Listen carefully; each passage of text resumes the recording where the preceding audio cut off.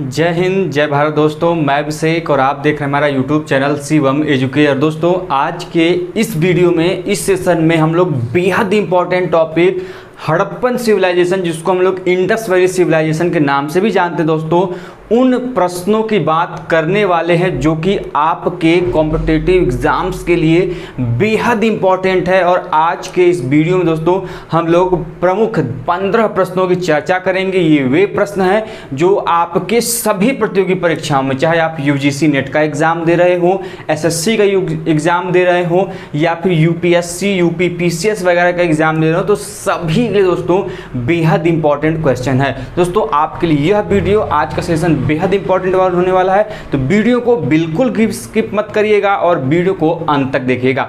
आइए दोस्तों बिना कुछ समय गवाए आज के प्रश्नों की तरफ चलते हैं। आज का जो सबसे पहला प्रश्न दोस्तों वो ये है कि हड़प्पा कालीन सबसे लंबा अभिलेख कहां से प्राप्त हुआ है। सबसे पहले मैं दोस्तों आपको यह बता दूं कि हड़प्पा सभ्यता एक आद्य ऐतिहासिक सभ्यता है, जिसको हम लोग प्रोटो हिस्टोरिक पीरियड बोलते हैं। इस काल में, अर्थात जो आद्य ऐतिहासिक काल या फिर प्रोटो हिस्टोरिक पीरियड होता है, वो वह पीरियड होता है, वह काल होता है जिसमें हमें लिखित साक्ष्य अर्थात रिटेन एविडेंस तो मिलते हैं, लेकिन हम उस लिखित एविडेंसेस को, रिटेन एविडेंसेस को दोस्तों हम लोग अभी तक डिसाइफर नहीं कर पाए हैं, अभी तक पढ़ नहीं पाए हैं। तो आपको यह बात ध्यान में होनी चाहिए, इसका ज्ञान होना चाहिए कि प्रोटो हिस्टोरिक पीरियड में हमारा कौन सा काल आता है दोस्तों, तो वह हड़प्पा काल आता है, इंडस वैली सिविलाइजेशन का पीरियड आता है।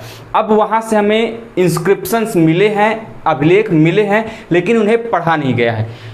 अब देखिए प्रश्न, इसी से संबंधित प्रश्न है आज का कि हड़प्पा कालीन सबसे लंबा अभिलेख यह कहां से मिला दोस्तों, तो वह सबसे लंबा अभिलेख मिला है कहां से, धौलावीरा से। बेहद इंपॉर्टेंट साइट है, काफी पॉपुलर साइट है, यह गुजरात के कच्छ में स्थित है।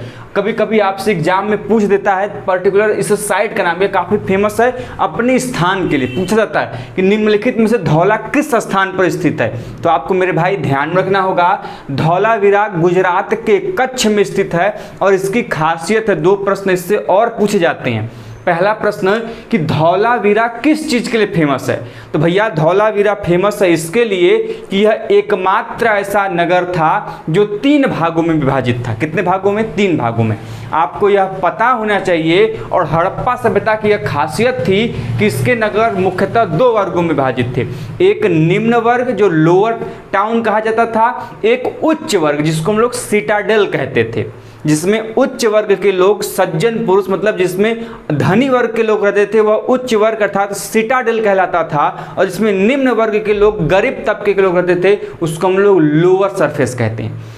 लेकिन धौलावीरा एकमात्र ऐसा नगर था जहां पर 3 स्टेजेस हमको मिलते हैं, उच्च वर्ग, निम्न वर्ग और एक बीच का वर्ग मिलता है, मध्यम वर्ग। तो यहाँ पर 3 प्रकार के हमको निवास के प्रमाण मिलते हैं, उच्च वर्ग के, निम्न वर्ग के और मध्य वर्ग से। आपसे प्रश्न पूछा जाता है कि हड़प्पा काल का वह एकमात्र कौन सा ऐसा नगर है जो 3 भागों में विभाजित है।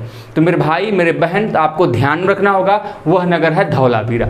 दूसरा इंपॉर्टेंट चीज जानिए, यहीं से हमें वाटर रिजर्वायर का भी प्रमाण मिलता है। आपको यह भी चीज ध्यान में रखनी, कभी कभी पूछ लेता है कि वाटर रिजर्वायर का प्रमाण हमें कहाँ से मिला है। तो मेरे भाई ध्यान रखिएगा, वाटर रिजर्वायर का भी प्रमाण हमें कहाँ से मिला है, इसी धौलावीरा से मिला है।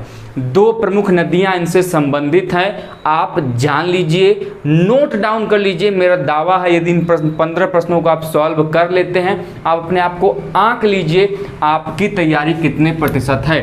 तो कभी कभी मैच करने के लिए नदियों के नाम देता है, तो आपको ध्यान होना चाहिए धौलावीरा से 2 नदियां संबंधित थी, मनहर और मनसर। यह 2 नदियां का कभी कभी संबंध पूछ देता है, मैचिंग करने के लिए पूछ देता है मेरे भाई। तो ध्यान रखिएगा, मनहर और मनसर नदियां कहां पर, किस हड़प्पा से स्थिति पुरास्थल से संबंधित थी, तो वह थी आपकी धौलावीरा से। धौलावीरा नाम से ही स्पष्ट है, धौला का मतलब होता है सफेद और वीरा का मतलब होता है कुआं। धौलावीरा जब खोदा जा रहा था, उत्खनन हो रहा था दोस्तों, तो वहां पर कुएं की प्राप्ति के आधार पर ही इसका नाम धौलावीरा पड़ा था। तो एक प्रश्न की चर्चा देखिए डिटेल में ऐसे ही पढ़ेंगे तो हम लोग प्रश्नों को अच्छे से जान पाएंगे और काम जितना ज़्यादा डीपली होता है उतने अच्छे से हम प्रश्नों को समझ पाते हैं। दोस्तों ऐसे यदि आप चाहते हैं वीडियो आपको मिलती रहे, ऐसी इन्फॉर्मेशन आपके पास पहुंचती रहे, तो चैनल को सब्सक्राइब कर लीजिए और वीडियो पसंद आए तो वीडियो को लाइक भी करिएगा और अपने दोस्तों के साथ भी शेयर करिएगा। आगे बढ़ते हैं अगले प्रश्न की तरफ। अगला प्रश्न दोस्तों कि प्रारंभिक हड़प्पा कालीन चरण से गर्त आवास के प्रमाण कहां से प्राप्त हुए हैं? ध्यान रखिएगा, यह प्रारंभिक हड़प्पा चरण की बात कहा है। तो प्रारंभिक हड़प्पा चरण का वह हड़प्पीय पुरा स्थल, वह आर्कियोलॉजिकल साइट कौन सा दोस्तों? तो वह आर्कियोलॉजिकल साइट है भिर्राना। कौन सा है? भिर्राना। तो भिर्राना कभी कभी आपसे यह भी पूछता है, यह बात ध्यान रखिएगा, साइट का नाम देके पूछ देगा कि भिर्राना निम्नलिखित में से हड़प्पा के किस खाल से संबंधित है? तो भैया यह प्रारंभिक हड़प्पीय पुरा स्थल है, यह बात आप ध्यान रखिएगा। अब हमने आपको तो बता दिया कि हड़प्पी पुरा स्थल वह है जहां पर गर्त आवास का प्रमाण है, वह कौन सा है? भिर्राना है। अब आप हमें जरा सा कमेंट बॉक्स के माध्यम से बताइएगा कि नवपाषाण कालीन वह कौन सा स्थल है जहां से दोस्तों हमें गर्त आवास के प्रमाण मिले हैं। जल्दी से हमें कमेंट बॉक्स में जवाब दीजिए।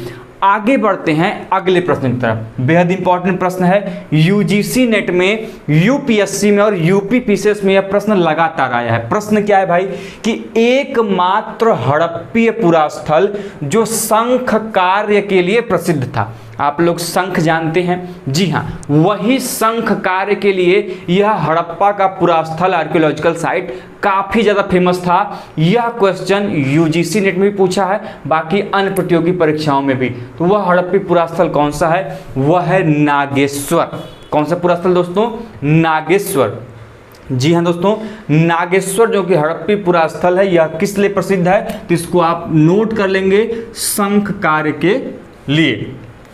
अगला प्रश्न, वह हड़प्पी पुरा स्थल जहां से हमें पैमाना स्केल की प्राप्ति हुई है। बेहद इंपॉर्टेंट प्रश्न है भाई। तो पैमाना स्केल की प्राप्ति कहां कहां से हुई है? तो वह पैमाना स्केल प्राप्ति हुई हमें लोथल से और मोहनजोदड़ो से। कहां कहां से हुई भाई? लोथल से हुई है और मोहनजोदड़ो, दोनों अलग अलग साइट्स हैं। लोथल का कभी कभी आपसे एक्सकेवेटर पूछता है, बेहद इंपॉर्टेंट है, ध्यान में रखिएगा। लोथल के एक्सकेवेटर हैं SR राव। कौन है? उत्खननकर्ता। कौन है दोस्तों? SR राव इसके उत्खननकर्ता हैं। किस लिए प्रसिद्ध है? यह इसलिए प्रसिद्ध है क्योंकि दोस्तों यहाँ पर हमें बंदरगाह के प्रमाण मिलते हैं। फारस खाड़ी की मुद्रा भी हमें लोथल से ही मिली। यह भी प्रश्न पूछ देता है कि फारस की खाड़ी की मुद्राएं हमें कहाँ पे मिली हैं, किस हड़प्पी पुरा स्थल से? दोस्तों यह मिला है लोथल से। वहीं पर मोहनजोदड़ो काफ़ी इंपॉर्टेंट साइट है।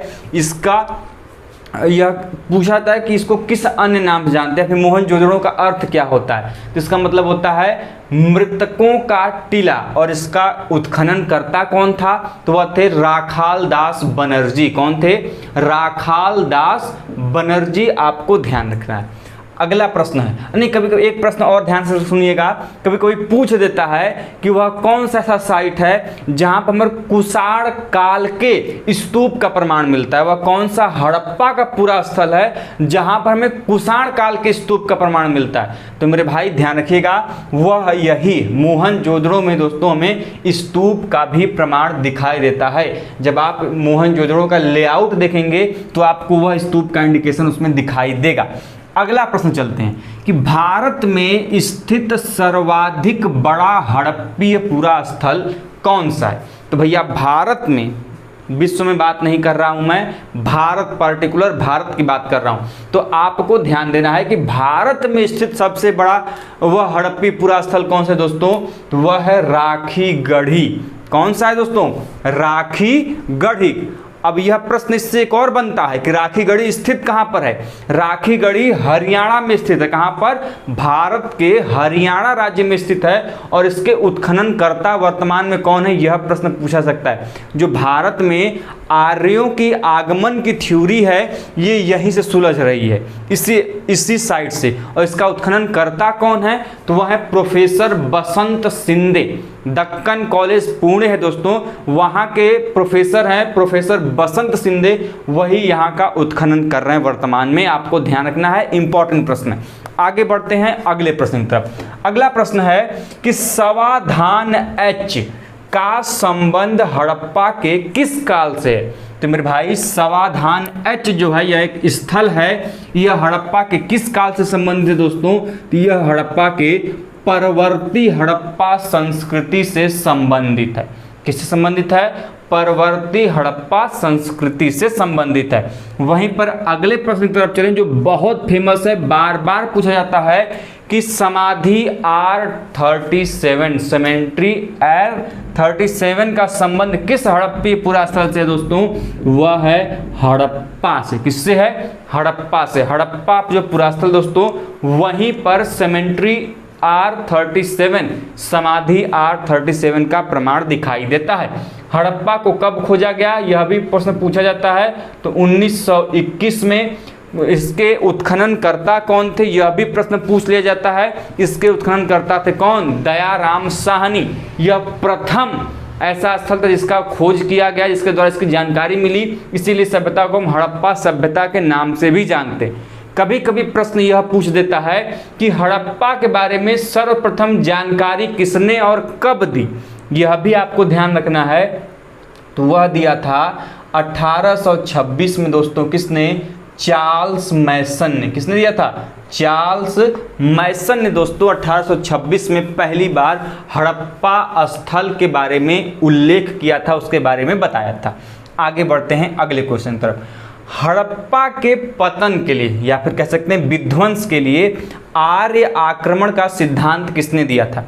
आप लोगों को पता होना चाहिए दोस्तों, हड़प्पा के उद्भव एवं विकास एवं उनके विध्वंस एवं पतन को लेकर अलग अलग सिद्धांत अलग अलग विद्वानों ने प्रतिपादित किए थे। जिसमें किसी ने ज्वालामुखी के फटने के कारण उसके पतन की बात कही थी, किसी ने भूखमरी महामारी के कारण उसके बात कही थी, किसी ने बाढ़ के कारण बात कही थी। उसी में से एक बहुत फेमस सिद्धांत है, थ्योरी है, वह है आर्यन अटैक थ्योरी, आर्य आक्रमण सिद्धांत। यह किसने दिया था? यह बेहद इंपॉर्टेंट प्रश्न है दोस्तों। यह दिया था मार्टिमर व्हीलर। किसने दिया दोस्तों? मार्टिमर व्हीलर ने। आपको यह प्रश्न ध्यान रखना है, मस्तिष्क में इसको ध्यान रख लेना है, क्योंकि यह प्रश्न बेहद इंपॉर्टेंट है और बार बार पूछा जाता है। तो आर्य आक्रमण का सिद्धांत किसका देन है दोस्तों? तो वह है मार्टिमर व्हीलर का देन है। आगे बढ़ते हैं अगले प्रश्न की तरफ कि मलेरिया रोग का प्राचीनतम साक्ष्य कहाँ से मिला है? आप सभी लोग जानते हैं मलेरिया वर्तमान में एक यह घातक रोग है।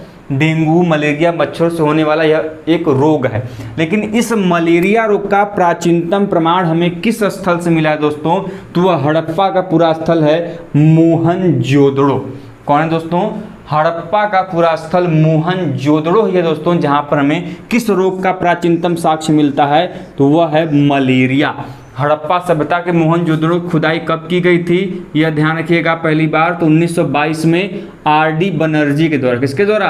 आर.डी. बनर्जी, राखालदास बनर्जी के द्वारा। यह भी आपको प्रश्न ध्यान में रखने। आगे बढ़ते हैं अगले प्रश्न की तरफ कि एक श्रृंगी